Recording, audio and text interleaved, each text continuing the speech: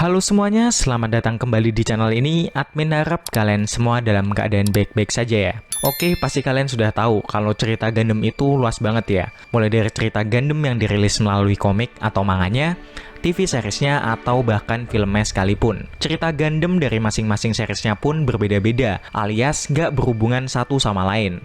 Meskipun terdapat beberapa cerita yang memiliki unsur cerita yang mirip-mirip, seperti penggambaran karakter hingga bentuk mobile suit-nya. Cerita yang dibawa Gundam juga tidak jauh dari unsur-unsur peperangan dengan segala macam penggunaan teknologi modern di dalamnya. Salah satunya adalah penggunaan mobile suit dengan jenis Gundam yang selalu menjadi teknologi paling mutakhir dalam berperang. Cerita Gundam selalu melekat dengan unsur politik mengenai pro dan kontra di antara dua kubu yang saling berseteru, sambil membawa isu-isu mengenai keadilan ataupun kesetaraan. Kubu-kubu tersebut saling beradu kekuasaan untuk mencapai suatu tujuan yang diinginkan, meskipun bayarannya adalah sebuah peperangan yang berujung pada melayangnya nyawa masyarakat sipil yang tidak tahu apa-apa. Di sini, teknologi dan senjata sudah menjadi alat politik untuk menang. Penggunaan teknologi seperti mobile suit hingga alat-alat peledak yang bersumber dari energi nuklir bukan lagi menjadi sumber kehidupan, melainkan sumber dari terciptanya peperangan. Peperangan dengan tujuan politik individu-individu tertentu. Ironi memang, politik selalu menjadi pusat cerita dari ngerinya peperangan yang tergambar dalam cerita Gundam. Tapi, mengapa? Mengapa kebanyakan cerita Gundam membawa unsur-unsur tersebut untuk diceritakan? Bukannya banyak cerita-cerita lain dengan latar belakang berbeda yang dapat dimasukkan ke dalam cerita Gundam, seperti halnya monster jahat yang ingin menguasai bumi, lalu datang tokoh utama sebagai superhero dengan robotnya untuk mengalahkannya dan menyelamatkan dunia. Kenapa tidak seperti itu? Kenapa melulu harus soal politik dengan jalan perang sebagai solusinya? Oke, di sini kita perlu tahu lebih dulu mengenai apa itu politik dan bagaimana politik dapat berpotensi menciptakan sebuah peperangan. Oke, politik sendiri diartikan sebagai segala sesuatu yang dilakukan oleh orang-orang dengan privilege tertentu dalam membuat keputusan-keputusan mengikat terhadap suatu kelompoknya. Sederhananya, politik dapat juga diartikan sebagai cara manusia untuk dapat berkuasa terhadap keputusan-keputusan tersebut.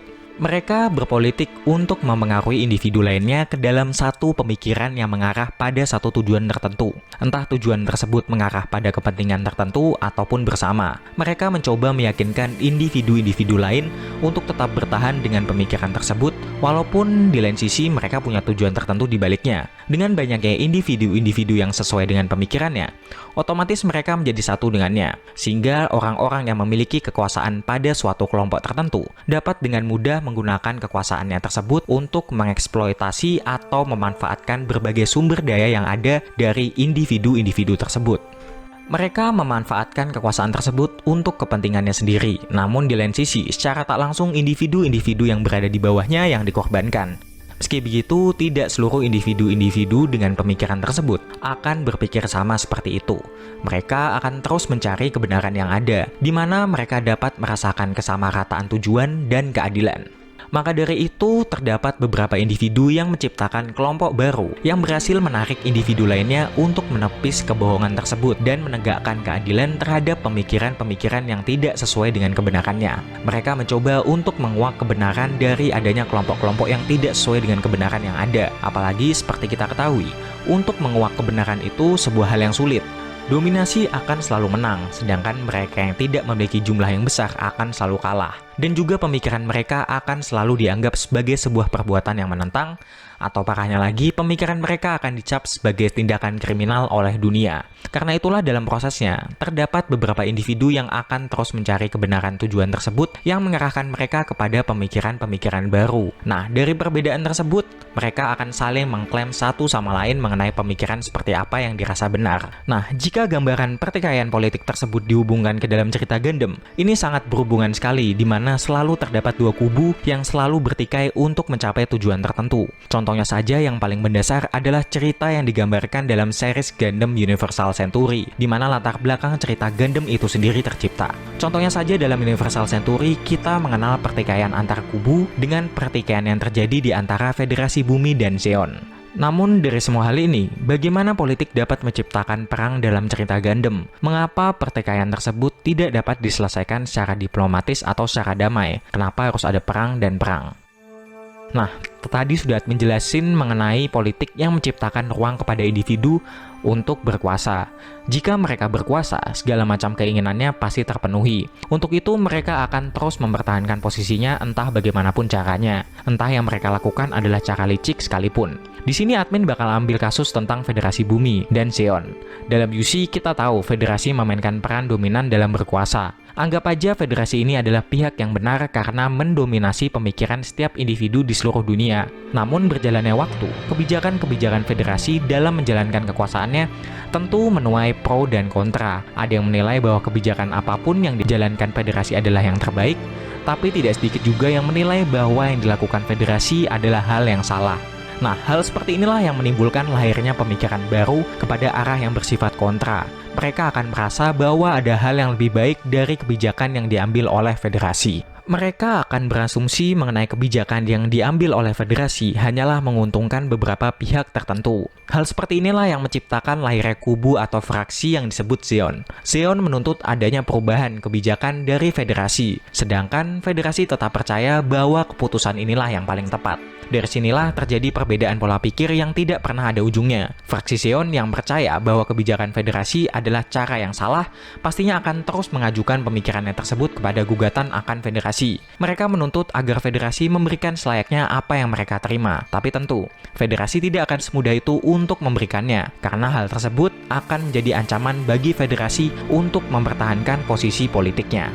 Nah, bagi pihak yang mendominasi yaitu Federasi, tuntutan Zeon tersebut tentu tidak ada apa-apanya. Zeon hanyalah sebagian kecil dari perpolitikan Federasi. Dengan begitu, tuntutan Zeon pastinya tidak akan pernah disetujui. Ingat, elit-elit yang berkuasa di Federasi akan terus mempertahankan posisinya meski tahu tujuan dari adanya Zeon sendiri adalah hal yang baik sekaligus mengancam untuknya. Kekuatan diplomatis atau cara damai bukan lagi opsi bagi Zeon untuk mengajukan tuntunannya. Untuk itulah, mau tak mau, cara terakhir ialah dengan kekerasan atau pertumpahan darah. Dari alasan itulah perang lahir sebagai alat untuk kemenangan politik. Peperangan adalah cara untuk memaksa pihak lain untuk mengakui keputusannya. Oke, mungkin di sini kalian akan bertanya, ada masalah apa sih antara Zeon dengan Federasi sampai bertikai dengan cara berperang pada akhirnya? Oke, soal hal ini bakal admin jelasin di video lainnya mengenai permasalahan yang timbul di antara Federasi dan Zeon. Beserta juga bakal admin jelasin mengenai apa itu Federasi dan apa itu Zeon. Oke, kita lanjut lagi. Akibat adanya perang, banyak orang yang harus dikorbankan dengan imbalan atas kemenangan politik. Jika mereka sudah berperang, mereka akan terus berpikir bagaimana caranya untuk menang, sehingga pihak lawan dapat mengakui kemenangan atas hak politik yang dimilikinya. Untuk itu, mereka mulai mengembangkan alat perang sebagai senjata untuk berpolitik. Politik bukan lagi soal diplomatis, melainkan soal peperangan. Maka dari itu, didukung dengan perkembangan teknologi saat itu, muncullah berbagai alat-alat perang yang digunakan untuk berperang. Sehingga pihak yang mampu membuat senjata teknologi perang paling kuat, dialah yang akan menang. Pemikiran seperti inilah yang Zeon terapkan untuk mengalahkan Federasi. Zeon terus mengembangkan teknologi yang dapat mengancam Federasi. Untuk itulah pada akhirnya Zeon berhasil menciptakan teknologi mutakhir yang digunakan dalam perang yang disebut sebagai Mobile Suit. Teknologi perang yang dinamakan Mobile Suit ini berhasil memukul telak Federasi, meskipun pada akhirnya Federasi juga meniru penggunaan Mobile Suit ini sebagai alat perang untuk melawan Zeon. Nah, lama-kelamaan Mobile Suit menjadi senjata perang massal yang terus digunakan dalam peperangan. Mobile Suit terus dikembangkan menjadi berbagai jenis dan model. Hingga dari adanya perkembangan Mobile Suit tersebut, terciptalah Gundam sebagai jenis Mobile Suit baru dengan berbagai fiturnya yang canggih. Nah, dari semua hal tersebut, itulah alasan kenapa cerita Gundam sendiri selalu diceritakan soal politik dan peperangan. Karena pada dasarnya, perang Mobile Suit yang kita lihat selama ini timbul karena adanya pertikaian politik.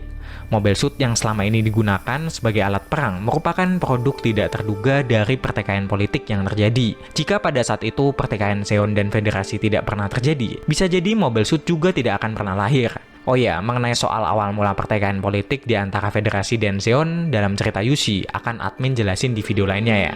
Jadi tungguin aja.